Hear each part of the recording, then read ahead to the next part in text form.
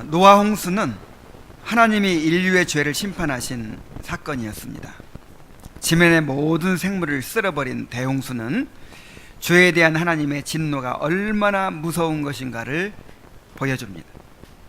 노아 홍수는 하나님의 심판일 뿐만 아니라 구원의 사건이기도 합니다. 죄로 부패한 세상 가운데서도 택한 백성을 보호하시고 구원하시는 하나님의 언약적인 사랑이 또 잘 나타나고 있습니다.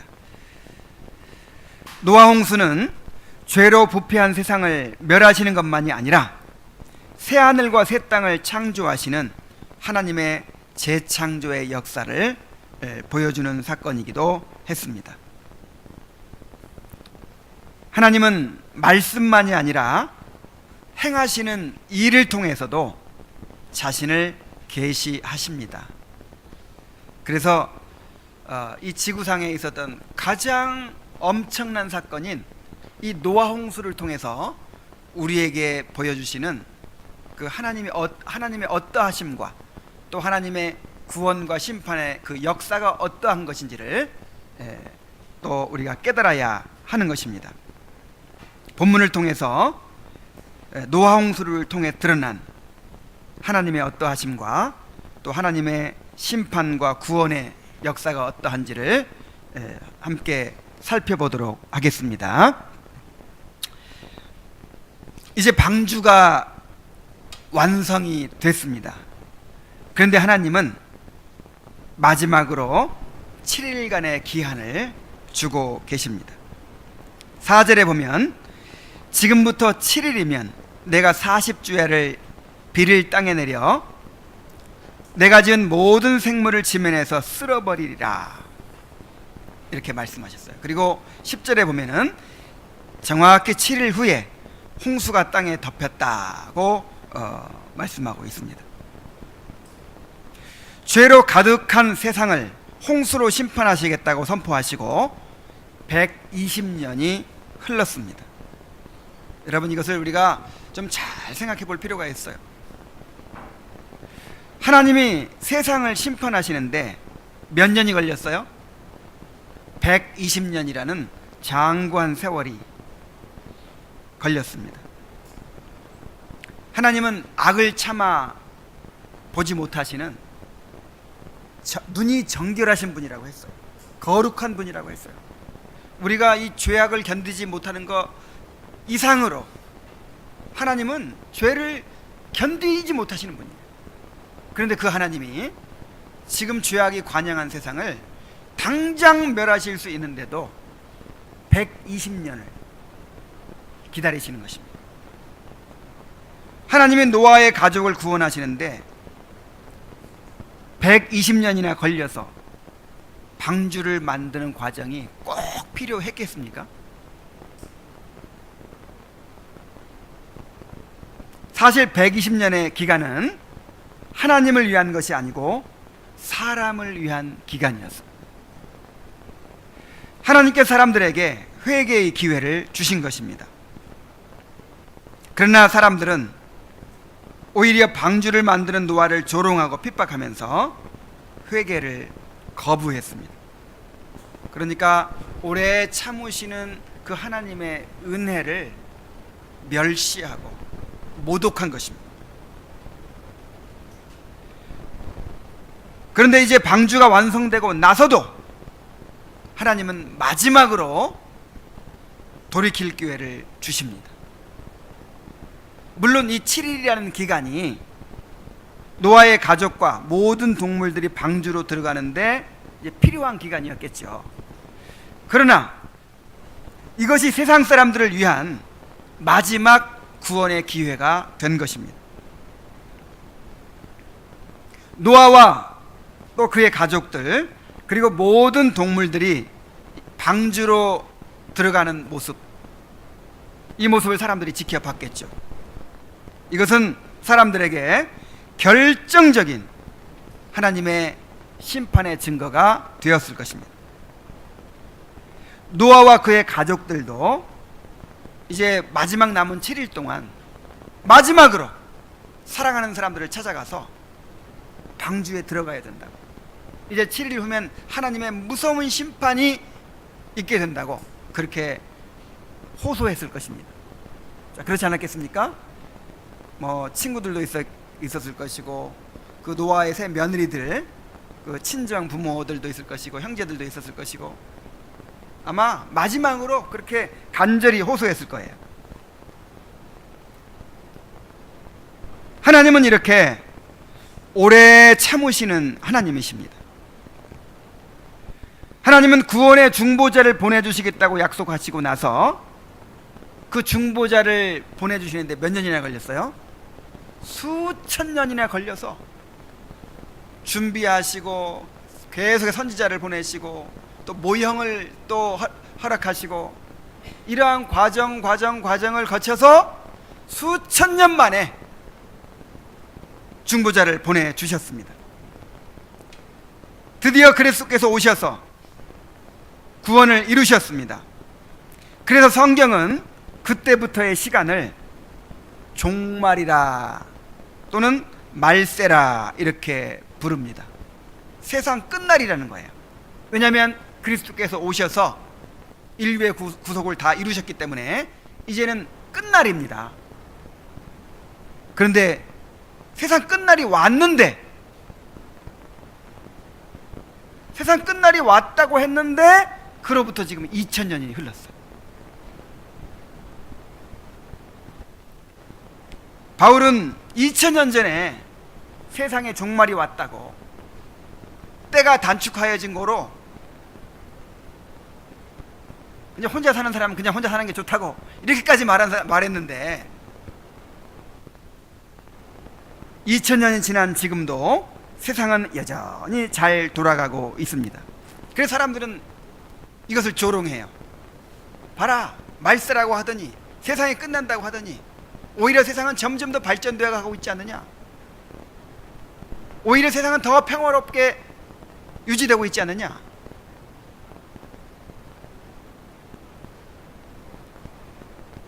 왜 하나님은 이렇게 조롱받으시면서도 이 세상을 유지하고 계시는 것일까요?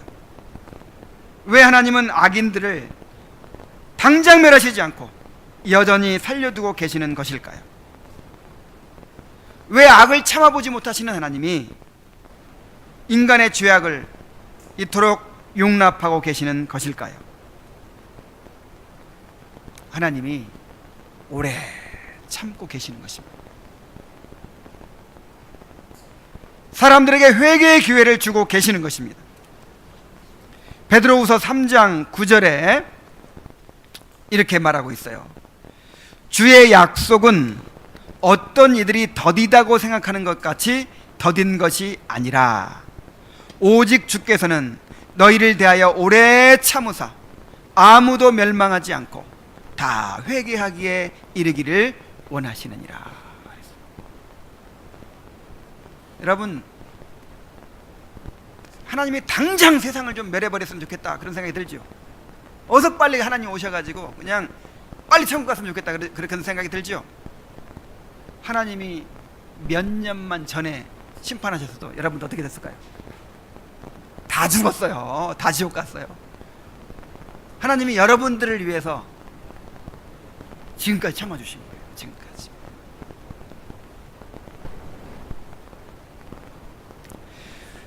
우리는 지금 마지막 7일의 기한 속에 살고 있습니다. 언제 이 세상이 끝나게 될지 알 수 없어요. 그러니까 종말이라고 할 때 두 가지 면에서 종말입니다. 하나는 우주적인 종말이에요. 우주적인 종말. 이 세상이 언제 끝날지 몰라요. 내일 주님이 오실 수도 있습니다. 예수님께 승천하신 이후로는요, 언제 주님이 오실지 모르는 거예요. 항상 주님이 오실 날을 준비하며 살아야 돼요. 여러분, 내일 끝날지 모릅니다. 일주일 후에 끝날지도 몰라요. 한 달 후에 끝날지도 몰라요. 이런 우주적인 종말이 있고요, 우주적인 종말이 설령 100년 후 200년 후를 할지라도 개인적인 종말이 있습니다. 이미 다 예정되어 있어요. 앞으로 50년만 지나면 여기 없는 사람들이 대부분일 것입니다. 불과 얼마 안 남았어요. 우리가 평균 수명대로 다 산다고 해도 몇십 년 안 남았는데 그걸 또 어떻게 보장합니까? 하루 앞일을 알 수가 없어요. 우리는 이 방주의 문을 열어놓고 마지막 7일간 기회를 주신 그런 이 끝날에 우리가 살아가고 있는 것입니다.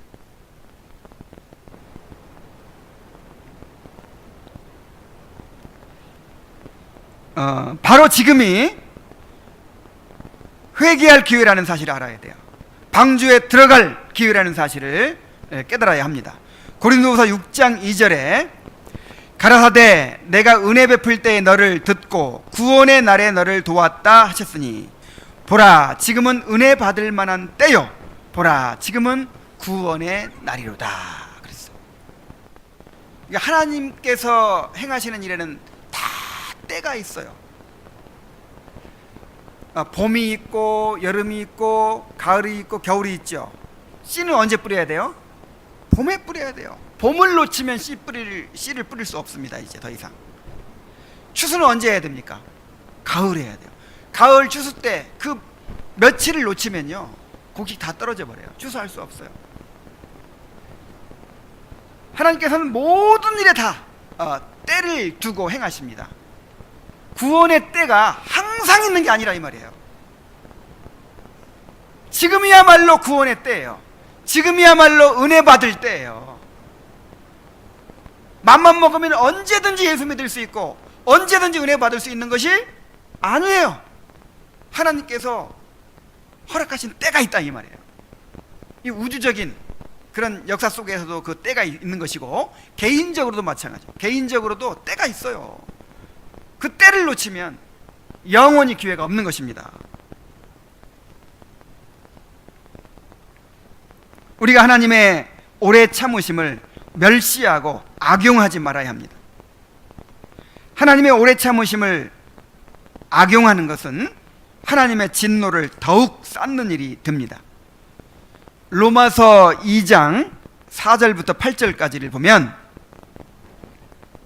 혹 내가 하나님의 인자하심이 너를 인도하여 회개하게 하심을 알지 못하여 그의 인자하심과 용납하심과 길이 참으심이 풍성함을 멸시하느냐?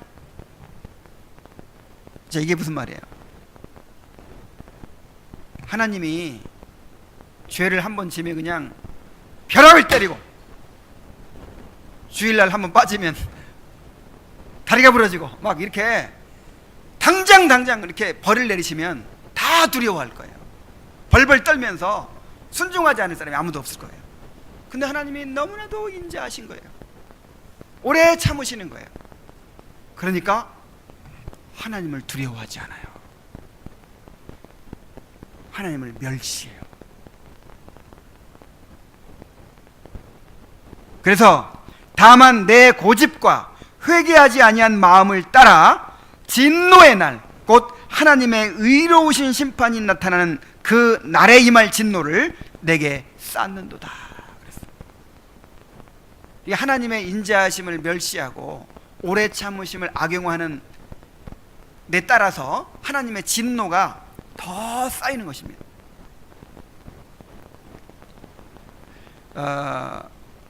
우리가 구원받는 데에도 상급이 있을 것이다 이런 생각을 하죠.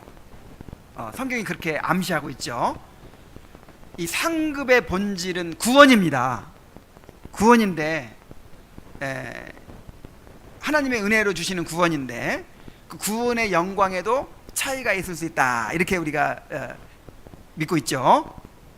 그런데 저는 그 형벌을 받는 데에도 그런 것이 있지 않을까 그런 생각을 해요. 주님께서 이렇게 말씀하셨거든요. 많이 받은 자는 적게 받은 자는 적게 맞을 것이요 많이 받은 자는 많이 받을 것이다. 하나님께서 기회를 주시고 은혜를 주시고 그랬는데도 그것을 멸시하고 그것을 무시하고 받아들이지 않은 사람의 죄는 더 크다 이 말이에요. 하나님의 진노가 더 쌓여 있다 이 말이에요. 책임이 더 큰 것이죠.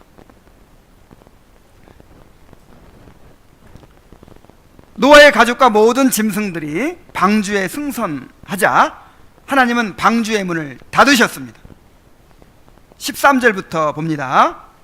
곧 그날에 노아와 그의 아들 셈, 함, 야벳과 노아의 아내와 세 며느리가 다 방주로 들어갔고 그들과 모든 들짐승이 그 종류대로, 모든 가축이 그 종류대로, 땅에 기는 모든 것이 그 종류대로, 모든 새가 그 종류대로, 무릇 생명의 기운이 있는 육체가 둘씩 노아에게 나와 방주로 들어갔으니 들어간 것들은 모든 것의 암수라. 하나님이 그에게 명하신 대로 들어가매 여호와께서 그를 들여보내고 문을 닫으시니라. 하나님이 방주의 문을 열어놓고 회개할 기회를 주셨는데도 사람들은 마지막까지 그 기회를 거절했습니다. 그래서 하나님이 방주의 문을 닫으셨어요. 구원의 문이 닫혔어요. 이제 기회가 끝난 것입니다. 결국 방주에 들어가지 못한 모든 사람들이 다 물로 멸망하고 말았습니다. 구원의 문은 항상 열려 있는 것이 아닙니다. 복음을 들을 수 있는 기회가 항상 있는 것이 아닙니다. 예수님을 믿고 회개할 기회가 항상 있는 것이 아닙니다. 기회가 있을 때 붙잡아야 합니다. 기회가 있을 때 은혜를 받아야 합니다. 믿음은 들음에서 난다고 했으니 말씀을 들으면서 믿고 회개하기를 힘써야 합니다. 이 땅에서의 살아가는 삶의 의미와 목적은 구원에 있어요. 여러분 이것에 동의하십니까? 하나님을 사랑하는 자, 그 뜻대로 부르심을 입은 모든 자에게는 하나님을 사랑하는 그 뜻대로 부르심을 입은 자에게는 모든 것이 합력하여 뭘 이루느니라? 선을 이루느니라. 그러니까 우리가 이 땅에서 살아가는 모든 삶의 의미와 목적이 그 하나님의 선을 이루는 것, 그 구원 계획을 이루는 것에 있다 이 말이에요. 우리가 구원받고 그 구원을 이루어 가는 것보다 더 의미 있고 중요한 일이 어디 있습니까? 우리가 하나님을 알아가는 일보다 이 땅을 살아가면서 더 중요한 일이 어디 있습니까? 이것이 아니라면 공부하는 것이 무슨 의미가 있고, 돈을 버는 것이 무슨 의미가 있고, 결혼을 하고 직장에 다니고, 우리가 뭐 다른 모든 하는 것들이 무슨 의미가 있습니까?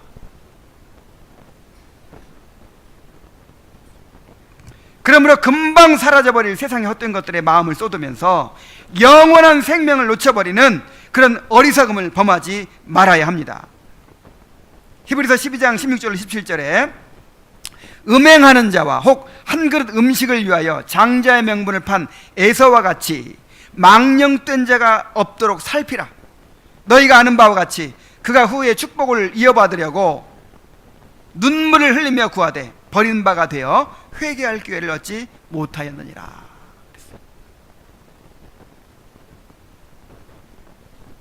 야곱은 좀 야비하고 좀 이렇게 막 속이고 막 그런 좀 더 남자답지 못하고 신사적이 못한 것처럼 보여요. 그리고 에서는 상남자 같이 보이고 뭔가 좀 단순하고 더 그렇게 좀 매력적으로 보이죠. 그러나 이 속임수를 쓰고 막 그런 그 야곱의 그런 속임수를 칭찬한 것이 아니라 성경은 그 야곱의 어떤 점을 칭찬하고 있는 거예요?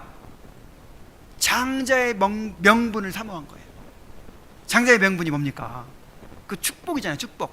그 아브라함으로부터 이어받는 그 언약의 축복이잖아요.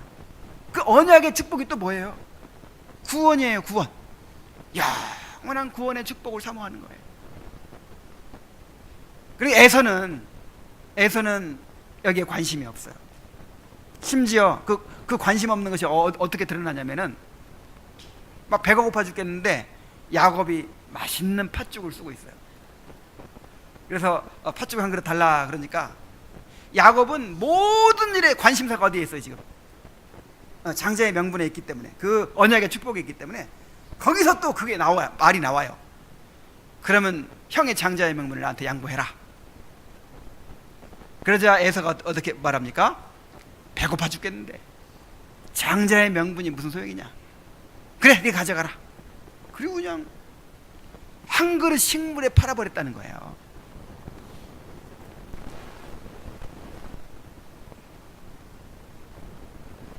여러분, 우리가요 정말 우리의 영원한 구원을 이루어가는 이것을, 정말 주님의 형상을 이루어가는 이 놀라운 축복을, 이 세상에 썩어질 것들, 이 세상에 주는 그런 찰나적인 즐거움들, 그런 세상에 없어져 버릴 그런 소유를 얻고 구하는 일들에 그렇게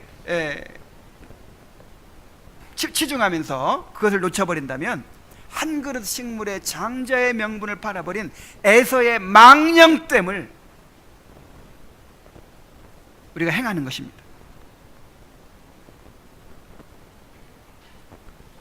그래서 우리 가운데 이러한 사람이 있을까 두려워하라 그랬어요.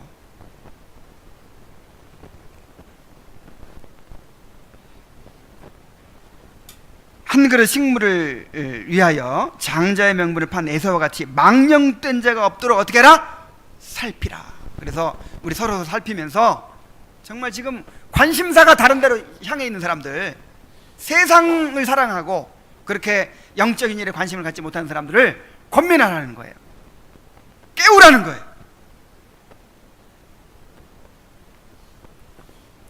방주의 문이 닫힌 후에 바로 홍수가 시작되었습니다.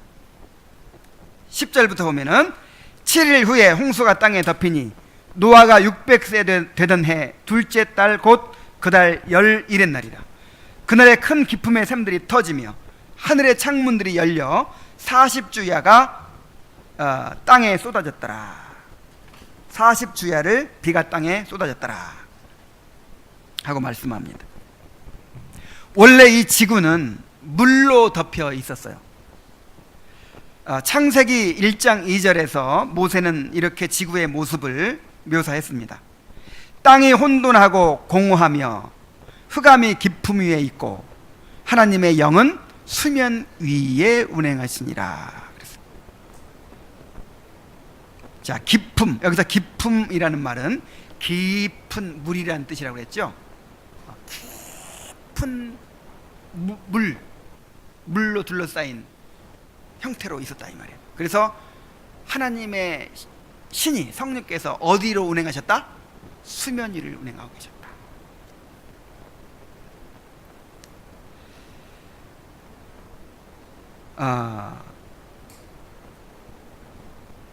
이 깊음에 둘러싸인, 물에 깊은 물로 둘러싸인 지구예요.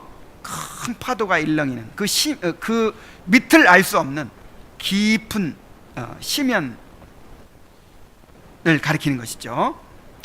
이렇게 지구가 깊은 물의 상태에 있었는데 하나님이 이 물을 궁창 위의 물과 궁창 아래의 물로 나누시고, 또 궁창 아래의 물도요 이제 한 곳으로 모으셨다 그랬어요. 자, 어디로 모으셨냐면 땅 속으로 저장하신 거예요. 땅 속으로 저장하시고, 그 다음에 바다에 저장하시고, 그리고 물 속에서 묻이 드러나게 하셨습니다. 그래서 베드로는 베드로후서 3장 5절에 보면은 땅이 물에서 나와 물로 성립되었다 그랬어요. 자, 땅이 어떻게 창조됐어요? 이 물로 뒤덮인 곳에서 땅이 나온 거예요. 이렇게. 그런데 이제 홍수가 어떻게 나냐면요, 그날에 큰 기품의 샘들이 터지고 하늘에 창이 열렸다 그랬어요. 여기서 터졌다는 말은 땅과 바다 속에 저장되어 있던 물들이 터져 나왔다는 것인데, 이게 터져 나오려면 어떻게 됩니까? 샘이 터졌다 그러니까 동네 우물이 이렇게 터진 거 이런 거 생각하면 안 돼요. 그 땅 속에 저장되어 있던, 바다 속에 저장되어 있던 엄청난 물이 이렇게 이제 솟아나 오르려면은 지각 변동이 일어나야 됩니다. 이 지각이 움직이는 거예요. 막 격변이 일어나는 것이죠. 이 물이 솟아오르고요.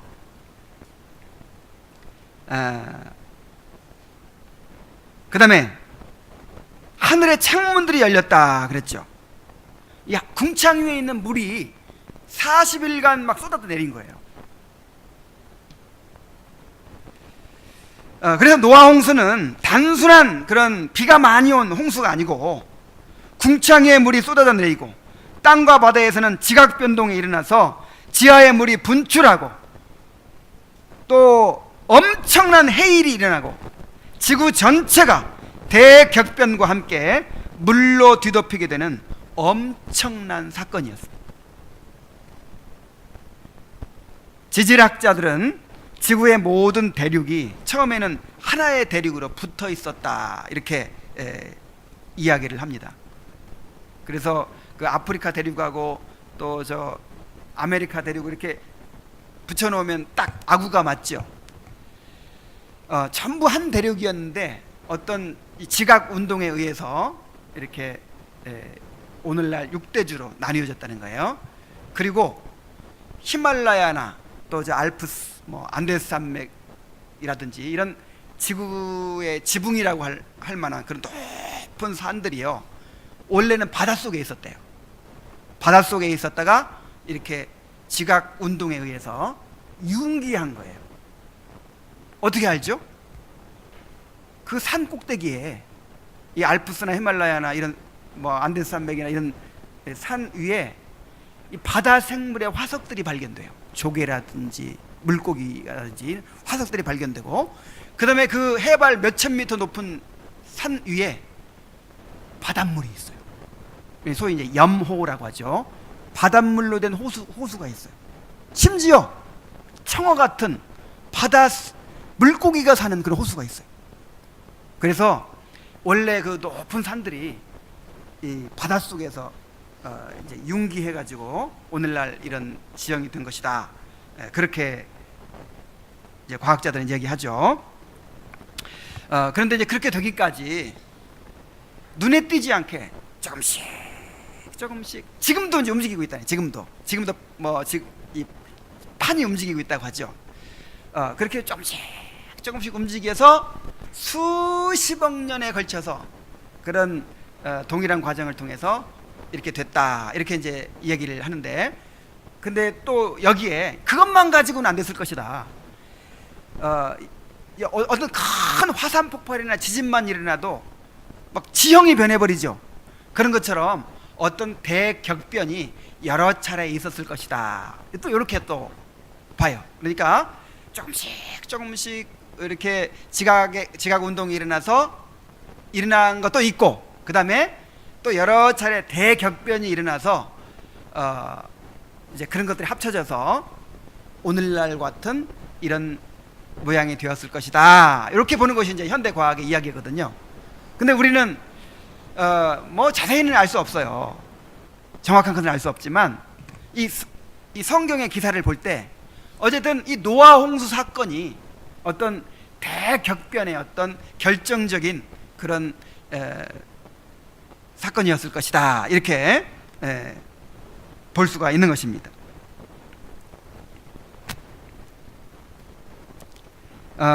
이제 왜 이런 얘기를 하냐면, 이 노아 홍수가요, 큰 기쁨의 샘들이 터지고 하늘의 창들이 열리고 땅에 대격변이 일어나고 엄청난 홍수가 나서 땅을 다 휩쓸어버리고 모든 생물을 다 휩쓸어버리고 하는 이런 것들이 무엇을 나타내느냐 이 말이에요. 뭐 구체적으로는 뭐 어떤 모양으로 됐는지를 자세히 알 수 없지만 이것이 바로 죄에 대한 하나님의 무서운 진노와 심판을 보여주는 사건이었다 이 말입니다. 하나님이 이렇게 죄에 대해서 진노하신다, 하나님이 이렇게 죄를 심판하신다 라고 하는 사실을 보여준 사건이라 이 말입니다. 이제 땅은 완전히 물로 덮이게 되었습니다. 17절부터 보면은 홍수가 땅에 40일 동안 계속된지라 물이 많아져 방주가 땅에서 떠올랐고 물이 더 많아져 땅에 넘침에 방주가 물 위에 떠다녔으며 물이 땅에 더욱 넘침에 천하의 높은 산이 다 잠겼더니 물이 불어서 15규빗이나 오르니 산들이 잠긴지라 그랬어요. 40일간 계속된 홍수로 이 땅이 물로 덮이게 된 과정을 점층법을 사용해서 실감나게 잘 설명해 주고 있습니다. 원래 지구 전체가 물로 뒤덮여 있었고 하나님께서 천하의 물들이 한 곳으로 모이라고 하심으로 묻이 드러나게 된 것이기 때문에 이 물들을 모두 분출시킨다면 지구 전체를 완전히 덮기에 충분했을 것입니다. 천하의 높은 산이 다 잠겼다고 했고 물이 불어서 15규빗이나 올랐다 그랬는데 15규빗이면 한 7m 정도 되거든요. 근데 7m가 어디를 기준으로 7m 정도 됐다고 하는지는 정확히 모르겠어요. 어쨌든 문맥적으로 볼 때 천하의 높은 산이 다 잠겼다고 했으니까 가장 높은 산보다도 몇 미터? 7m가 더 잠겼을 것이다, 이렇게 볼 수가 있습니다. 그런데 그것을 우리 세계에서 제일 높은 산이 어디예요? 에베레스트 산 8,848m라고 하는데 그 8,848m보다 한 7m 더 높이 물이 덮었을 것이다. 꼭 이렇게 생각하지 마시라 이 말이에요. 왜냐하면 이 대격변이 있었다고 했잖아요. 막 땅이 융기해서 이제 오늘날 그 히말라야 에베레스트 산도 이렇게 된 거잖아요. 그래서 우리가 자세히는 몰라요. 어쨌든 성경에 그렇게 기록되어 있으니까 뭐 지금의 기준으로 그 에베레스트 산을 7m 덮었을 것이다, 그렇게까지는 생각하지 않더라도 당시에 천하의 모든 산들이 다 잠겼고 그 다음에 가장 높은 산도 한 7m 이상은 덮었다, 이렇게 우리가 이해하면 됩니다. 근데 최소한 7m는 덮어야 방주가 15m죠. 높이가 7m 정도 이게 잠긴다는 거예요. 그래서 최소한 그 정도는 덮어야 좌초하지 않고 안전하게 떠다닐 수가 있는 거예요.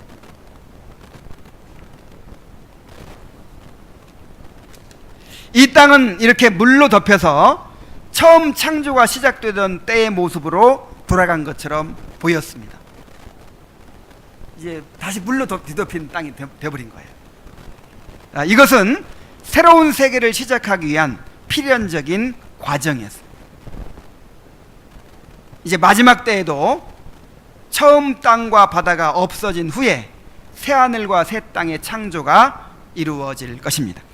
요한계시록 21장 1절에 보면 또 내가 새하늘과 새 땅을 보니 처음 하늘과 처음 땅이 없어졌고 바다도 다시 있지 않더라 그랬어요. 이 지구 덩어리 자체가 없어져 버리고 새로운 이 별을 창조한다는 것이 아니고 이 땅을 불로 다 태워버리고 재창조를 이제 하신다는 것이죠. 하나님은 홍수를 통해서 땅 위에 있는 모든 생물들을 다 쓸어버리셨습니다. 21절부터 22절까지 보면 땅 위에 움직이는 생물이 다 죽었으니 곧 새와 가축과 들짐승과 땅에 기는 모든 것과 모든 사람이라. 육지에 있어 그 코에 생명의 기운에 숨이 있는 것은 다 죽었더라. 지면의 모든 생물을 쓸어버리시니. 이 쓸어버린다는 말이 참 무섭죠. 그 쓰나미 영상 보셨습니까? 이 쓰나미만 일어나도 다 쓸어버리잖아요. 얼마나 무섭습니까? 그런데 하나님이 하늘의 창을 여시고 또 큰 기쁨의 삶들을 터뜨리셔서 온 땅을 그냥 쓸어버리신 거예요. 모든 생물을 다 쓸어버리신 거예요. 심지어 사람과 가축과 기는 것과 공중의 새까지 다 쓸어버리셨어요. 끝까지 회개하지 않은 모든 사람들이 다 물로 쓸어버림을 당했습니다. 사람들뿐 아니라 모든 가축과 기는 것과 공중의 새까지 다 멸절되었습니다. 우리는 노아 홍수를 통해서 죄에 대한 하나님의 진노와 심판이 얼마나 무서운 것인지를 깨달아야 합니다. 왜냐하면 홍수 심판은 바로 마지막 때에 있을 영원한 심판을 보여주는 것이기 때문입니다. 노아 홍수 때에는 물로 온 세상을 심판했지만 마지막 심판 때에는 불로 심판하게 될 것입니다. 우리 다 같이 성경을 한번 찾아봅시다. 베드로후서 3장 6절부터 7절까지입니다.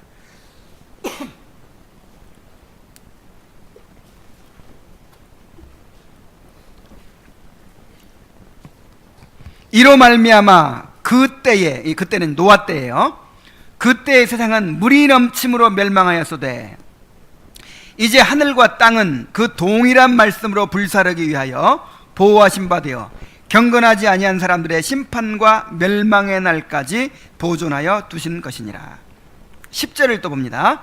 그러나 주의 날이 도둑같이 오리니 그날에는 하늘이 큰 소리로 떠나가고 물질이 뜨거운 불에 풀어지고 땅과 그 중에 있는 모든 일이 드러나리로다. 노아 홍수 때는 물로 온 세계가 다 뒤덮이고 물로 다 쓸어버리시는 그런 심판이 있었어요. 그런데 마지막 이제 심판 때는 불로 온 세상을 다 태워버리시는 그런 심판이 있게 될 것입니다. 그런데 여러분, 하나님의 심판은 단지 세상이 멸망하고 사람들이 비참하게 죽게 되는 것으로 끝나는 것이 아니라는 것입니다. 죽음 이후에 영원한 심판이 있게 될 것입니다. 히브리서 9장 27절에 보면은 한 번 죽는 것은 사람에게 정해진 것이요 그 후에는 심판이 있으리니 그랬어요. 자, 한 번 죽는 것은 사람에게 정해진 운명이죠. 안 죽는 사람 있나요? 다 죽어요. 그런데 사람에게 죽음이 너무 확실한 운명인 것만큼 죽음 이후에 심판이 확실하게 예정되어 있다 이 말이에요. 한 번 죽지 두 번 죽냐 이런 말하죠. 한 번 죽지 두 번 죽냐. 사람은 개돼지가 아닙니다. 개돼지는 그냥 한 번 죽는 걸로 끝나요. 그러나 사람에게는 이 자유의지가 있잖아요. 자기가 행한 대로 책임을 져야 되는 존재예요, 하나님 앞에서. 그래서 죽은 이후에 이 땅에서 사는 동안 범한 모든 죄에 대해서 하나님의 심판을 받게 되는 것입니다. 자, 요한계시록 20장 11절부터 15절을 한번 다 같이 찾아보겠습니다. 요한계시록 맨 끝에 있는 책이에요. 요한계시록 20장 11절부터 15절까지의 말씀입니다. 자, 심판이 어떻게 진행되는지를 보여주고 있어요. 또 내가 크고 흰 보좌와 그 위에 앉으신 이를 보니 땅과 하늘이 그 앞에 피하여 간 데가 없더라. 또 내가 보니 죽은 자들이 큰 자나 작은 자나 그 보좌 앞에 섰는데, 자, 죽은 걸로 끝나는 것이 아니고 나중에 이제 죽은 자들이 부활해서 하나님 앞에서 심판을 받아요. 책들이 펴있고 또 다른 책이 펴졌으니 곧 생명책이라.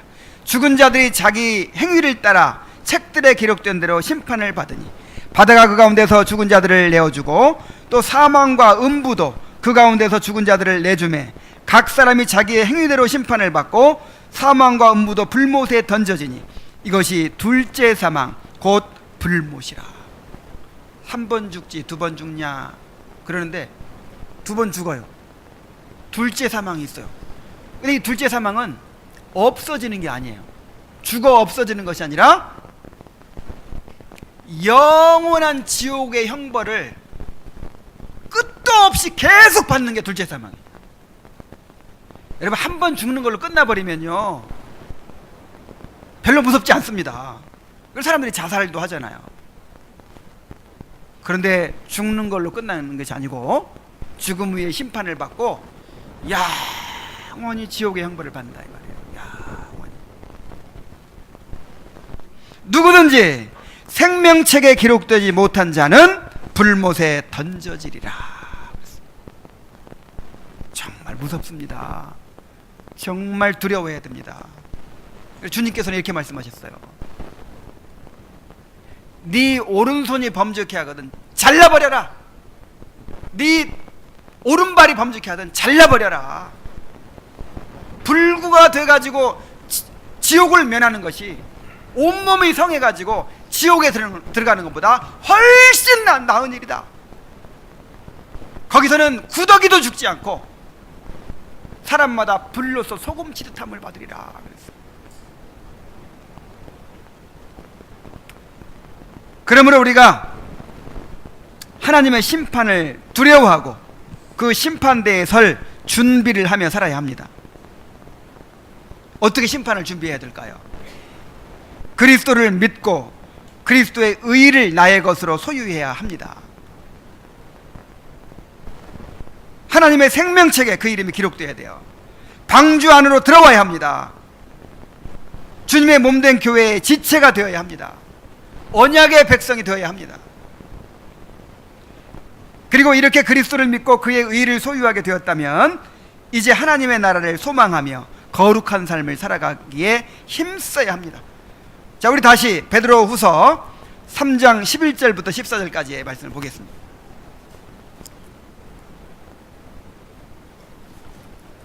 베드로후서 3장 11절부터 14절입니다. 이 모든 것이 이렇게 풀어지리니, 자, 불 타서 다 풀어져 버렸다 이 말이에요. 이 세상의 모든 이 아름다운 인간이 만들어낸 건물들, 문화유산들 뿐만 아니라 모든 생물들, 이 땅의 모든 것들이 다 어떻게 돼버린다? 불에 타서 다 풀어져 버린다. 너희가 어떠한 사람이 되어야 마땅하냐? 거룩한 행실과 경건함으로 하나님의 날이 임하기를 바라보고 간절히 사모하라. 그날에 하늘이 불에 타서 풀어지고 물질이 뜨거운 불에 녹아지려니와 우리는 그의 약속대로 의가 있는 곳인 새하늘과 새 땅을 바라보도다. 그러므로 사랑하는 자들아, 너희가 이것을 바라보나니 주 앞에서 점도 없고 흠도 없이 평강 가운데 나타나기를 힘쓰라 그랬어요. 자, 우리가 하나님의 심판을 믿는다면 어떻게 살아야 한다고요? 거룩한 행실과 경건함으로 하나님의 날이 임하기를 바라보고 간절히 사모해야 된다고요. 그리고 새하늘과 새 땅을 바라보며 살아야 되고요.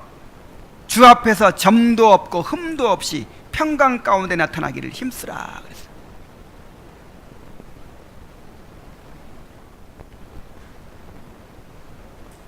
여러분, 우리가 심판 받아야 안 받아요? 심판 받습니다. 심판 받아요. 그러니까 심판이 없다는 말은 무슨 말이죠? 예수를 믿는 자는 심판을 받지 않는다, 그런 또 구절이 있잖아요. 그게 또 무슨 말이에요? 거기서 말하는 거는 이제 정죄의 심판을 말하는 거예요. 이제 영원히 지옥까지 않는다, 그 뜻이에요. 그런데 믿는 자나 믿지 않는 자나 다 심판 받습니다. 다 심판 받아요. 우리가 심판을 두려워하며 살아야 돼요. 로마서 14장 10절로 12절에 보면은 내가 어찌하여 내 형제를 판단하느냐, 어찌하여 내 형제를 업신여기느냐, 우리가 다 하나님의 심판대 앞에 서리라 그랬죠. 우리가 다 어디 서리라? 심판대 앞에 서리라. 기록되었을 때 주께서 이르시되 내가 살았노니 모든 무릎이 내게 꿇을 것이요 모든 혀가 하나님께 자백하리라 하였느니라. 이러므로 우리 각 사람이 자기 일을 하나님 앞에 짓고 하리라. 자신의 살아온 삶에 대해서 하나님 앞에 이제 자백해야 돼요. 여러분, 하나님의 심판의 기준이 뭘까요? 하나님께서 여러분에게 무엇을 물으실까요? 너 예수 믿었느냐 안 믿었느냐, 이게 아닙니다. 여러분, 이게 아니에요. 성경에서 심판을 얘기할 때 항상 심판의 기준이 뭐냐면 행위입니다. 뭘로 심판해요? 행위로 심판해요. 자, 이게 무슨 말이죠? 우리 행위로 구원받는다는 말입니까? 그것이 아니고, 진짜 믿은 사람은 진짜 믿음을 행위로 판단한다 이 말이에요. 진짜 무슨 얘기 아시겠죠? 진짜 그리스도를 믿었는지를 그 믿음으로 말미암은 열매로 판단한다는 거예요. 열매로 그들을 알리라 그랬잖아요. 그래서 우리는 이미 주관적으로 예수 믿는 사람은 예수 그리스도를 믿음으로 의롭다 하심 받았죠. 이건 하나님만 알고 누구만 알아요? 나만 알아요. 그런데 이제 하나님의 심판대 앞에서 그들의 그 믿음의 열매가 드러나고 하나님과 천사들과 모든 사람들 앞에서 이제 의인으로 객관적으로 인정되는 것입니다. 하나님의 선언이 있게 되는 것입니다. 그러니까 실제로 의롭다고 확정되는 건 언제예요? 우리가 믿을 때죠. 믿을 때인데 그건 주관적인 것이고 이제 그 심판대 앞에서 객관적으로 이렇게 하나님께서 선언해 주시는 거예요. 근데 무엇을 근거로? 그 행위를 근거로. 그래서 바울은 항상 하나님의 심판대 앞에 서게 될 것을 의식하며 살았어요. 고린도후서 5장 9절로 11절 한번 찾아봅시다. 고린도후서 5장 9절로 11절.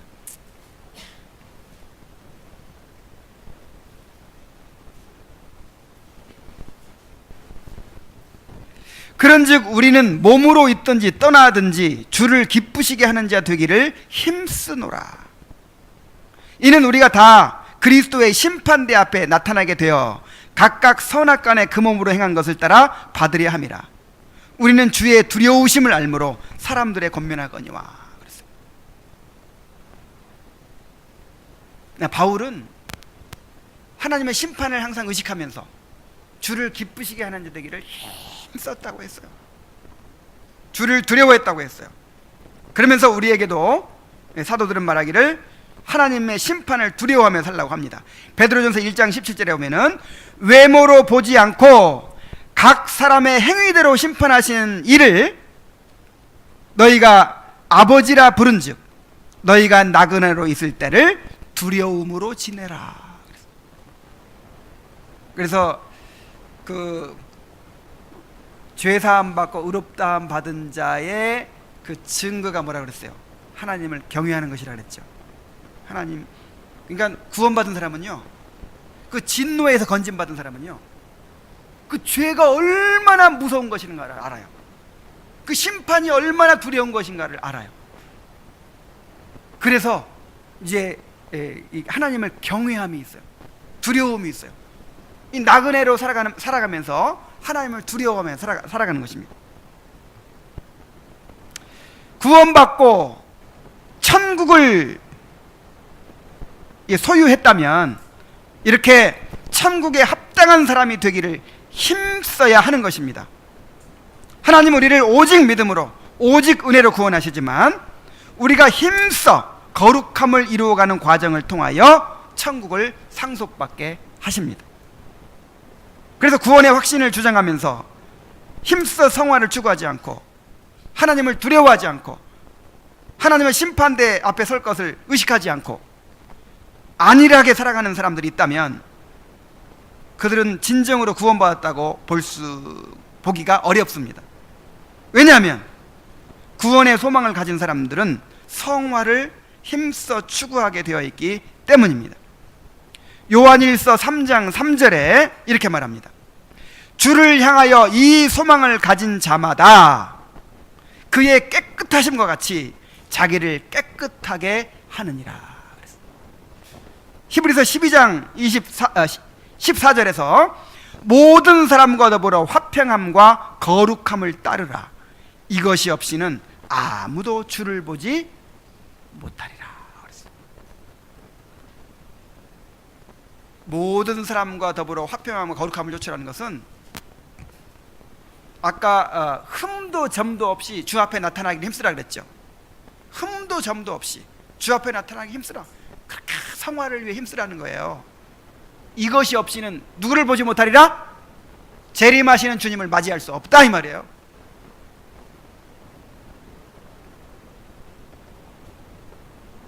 노아 홍수를 우리가 홍수 기사를 계속 보면서 하나님께서 이 엄청난 사건을 통해서